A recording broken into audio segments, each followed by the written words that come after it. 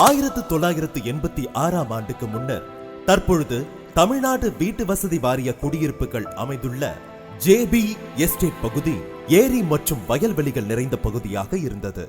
அங்கு வாழ்ந்த கத்தோலிக்க இறை மக்களின் ஆன்மீக தேவையை உணர்ந்த ஆவடி காமராஜர் நகர் மங்களவார்த்தை மாதா ஆலயத்தின் பங்கு தந்தை அருட்பணி ஜோசப் கோட்டூர் அவர்களின் வழிகாட்டுதலில் 1987ஆம் ஆண்டு ஆகஸ்ட் 15ஆம் தேதி திரு ஆ நிர்மல்ராஜ் அவர்களின் இல்லத்தில் மொட்டை மாடியில் அமைக்கப்பட்ட ஓலை கொட்டகையில் ஞாயிற்றுக்கிழமைகளில் திருப்பலி நிறைவேற்றப்பட்டது.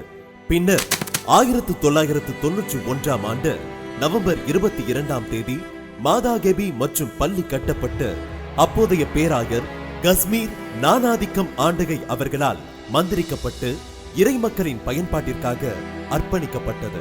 பின்னர் இவ்வாலயம் ஆவடி புனித அந்தோனியார் திருத்தலத்தின் கிளை பங்காக இணைக்கப்பட்டது.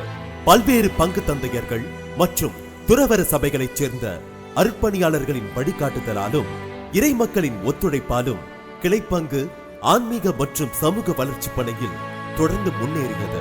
10 குடும்பங்களுடன் தொடங்கப்பட்ட இக்கிளை பங்கு இறைவனின் அருளாலும் அர்ப்பணியாளர்கள் மற்றும் இறைமக்களின் ஒத்துழைப்பாலும் படிப்படியாக வளர்ச்சி பெற்று இன்று சுமார் 150 குடும்பங்களை கொண்ட சிறப்புமிக்க இறை சமூகமாக விளங்கி வருகிறது. இந்நிலையில் ஆலயம் மிகவும் பழுதடைந்து இருந்ததாலும் மழைநீர் தேங்குவதாலும் வழிபாட்டுக்கு சரியான சூழ்நிலை இல்லாததாலும் பேராயரின் அனுமதி மற்றும் ஆசிரோடும் மக்களின் முழு ஒத்துழைப்போடும் சுமார் 8 மாதங்களுக்கு முன்பு ஆலய பணிகள் தொடங்கப்பட்டன.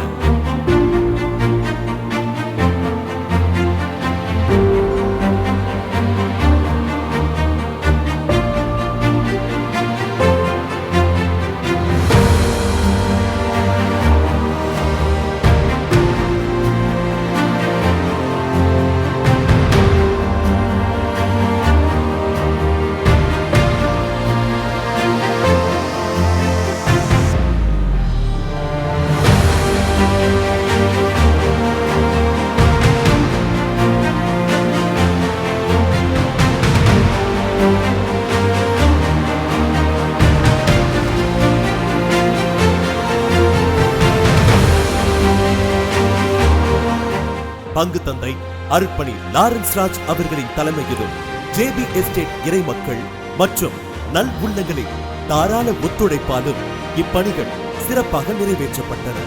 இதன் பயனாக புனித அமல அன்னை ஆலயம் இன்று புது பொலிவுடன் இறை மக்களின் ஆன்மீக வாழ்வில் மையமாக திகழ்கிறது.